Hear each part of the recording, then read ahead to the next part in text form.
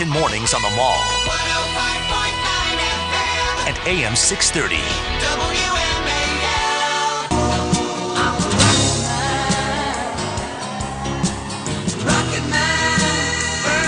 Well, it was some 46 years ago. In fact, we just actually passed the anniversary date. 46 years ago that man first set foot on our moon. Remember the moment? There he is. There's a foot coming down the steps. Armstrong is on the moon. Neil Armstrong, 38-year-old American, standing on the surface of the moon on this July 20th, 1969. That's one small step for man, one giant leap for mankind. I was always amazed that somehow Walter Cronkite just barely missed stepping on the line. But anyway, that was the moment, one small step. Joining us now on the line is Cathy Lewis, spacesuit curator at the Smithsonian National Air and Space Museum, where they are ready to do something remarkable. They want to restore and maintain and preserve the spacesuit that Neil Armstrong wore on that day when he stepped off of the limb onto the planet, onto the surface of the moon. Cathy, thanks for joining us here. Good morning to you. How are you doing? So 46 years ago, and you say you need to raise some $500,000 in order to preserve this suit the way it needs to be preserved. Tell us a little bit about the project and how you hope to raise the money. Well, we're hoping to. The long-term project is for the next 4 years. We're going to do everything we can to preserve, digitize, document the suit, and create a display that will go on display for the 50th anniversary of the moon landing in July 2019. We're raising this money for this $500,000 in a very non-traditional way. We're doing crowdfunding through Kickstarter. It's a joint venture between the Smithsonian and Kickstarter, and it's a very new type of way because normally we would be raising funds in our traditional means through foundations, corporations, and individuals, but instead we've got about 4,500 people who are backing this project around the globe, as far as we know. And it's a wonderfully heartening to know that so many people want to be involved in this process. We are going to be scanning the suit, creating a 3D scan. We're going to be using very high-resolution photography, so we'll be able to map everything on the suit. So visitors to our museum will have a digital experience at the museum, and those at home around the world will be able to access this information via the Internet.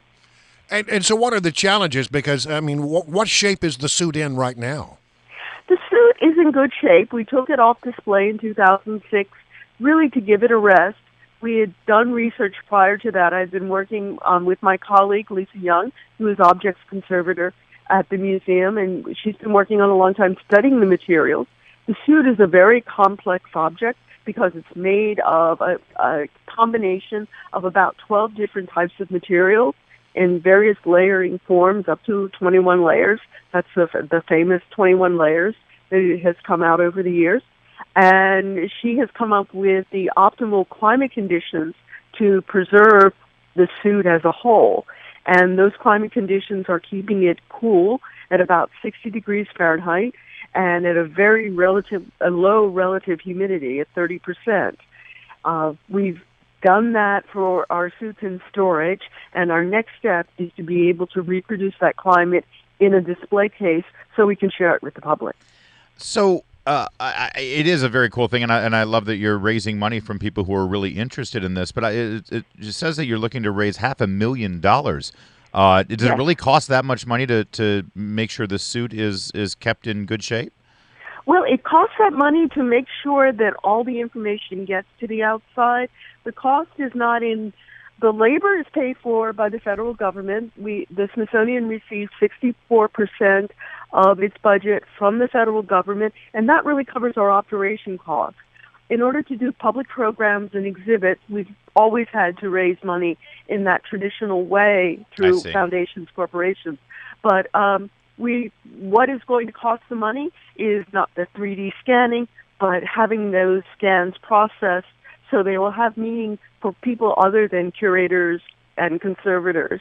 Gotcha. The cost of buying the case and the climate system is also thrown in there, and also bringing in expertise from around the world on these materials to make sure that we know everything and we can document everything is going to be a bit of a cost as well. I just actually brought my children to the Air and Space Museum over the July wonderful, July dear. 4th weekend, and it really is wonderful. But it occurred to me, obviously, landing on the moon was such an incredible human achievement and an incredibly patriotic moment for Americans, and it's great that we can celebrate it at the museum in such a wonderful way. But, I mean, it occurred to me when I was looking at where the kids were going and where parents were taking their kids, the moon landing stuff was not as sexy anymore, I guess. I mean, they all they all wanted to do the simulators, which I totally get, and that's a fun part of the museum as well. But do you worry that it seems like it's, I know it sounds silly because the museum is supposed to focus on things that are old and happened in the past, but are Americans now and kids today not really in touch with this because they didn't witness it themselves live? Well, we of course we wrestled with that issue.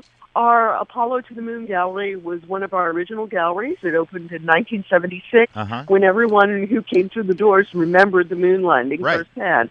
And of course, today the median age of our visitor is 39, so no one remembers the moon landing. Only us old people like me. But we are reconfiguring that gallery, and we're going to be opening a new gallery in 2020 called Destination Moon, which will tell the story of humankind's fascination, not just American, but global fascination with the moon from ancient times up to the present. We have a section of the gallery that we're not going to write until the very end on the current events of moon activities and moon exploration. But that period, the Apollo period, when Neil Armstrong landed on the moon, is a pivotal moment in world history. It was a moment the world stopped and watched. On the moon. I also got a chance to go out to Udvar-Hazy with my daughter and get a sort of a backstage tour there. And I went to the lab where they work on the fabrics. And while I was standing there, everybody sort of looked around to make sure nobody was watching. So they said, "Would you like to see Neil Armstrong's moon glove?" And I said, "Would I?" And they opened up a cabinet. And he's like, wow, there it was. And I was emotional about it, and it was exciting for me. And so that brings me to my question. When you work with this spacesuit, when you work with these archival items from that era, I mean, how do you feel? I mean, it's got to be like a great honor to have that privilege to work on these things. It is a great honor, and it's very humbling, and that's why people often ask why it's going to take 4 years. We have to get everything right. There's going to be a lot of study and conversations and in-depth thought just to make sure that we do everything right, because we only get one chance. There is only one Neil Armstrong Apollo 11 spacesuit. And what about Buzz Aldrin's suit? Just curious. Buzz Aldrin's suit is he still has it. He wears it around the house. He does his gardening. No. We revere that just as well. It is on display in the Apollo to the Moon gallery. When we start preparations for our new gallery in the coming years, we're going to remove that from display, give that a rest for a while, and the same things that we learn, the techniques, the display case and the support structure, we are going to apply that to our entire collection. It may well be that in the long term, we will swap out Buzz Aldrin's suit for Neil Armstrong's, if we so deem that that's important to the long-term preservation of the suit.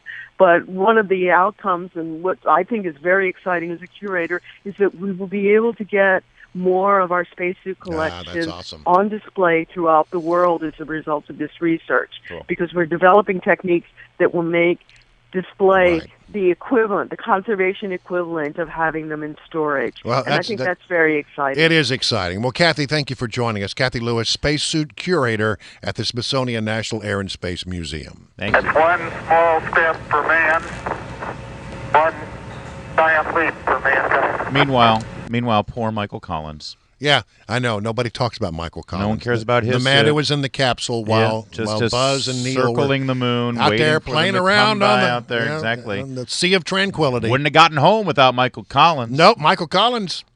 We should honor Michael Collins. We salute you, Michael Collins.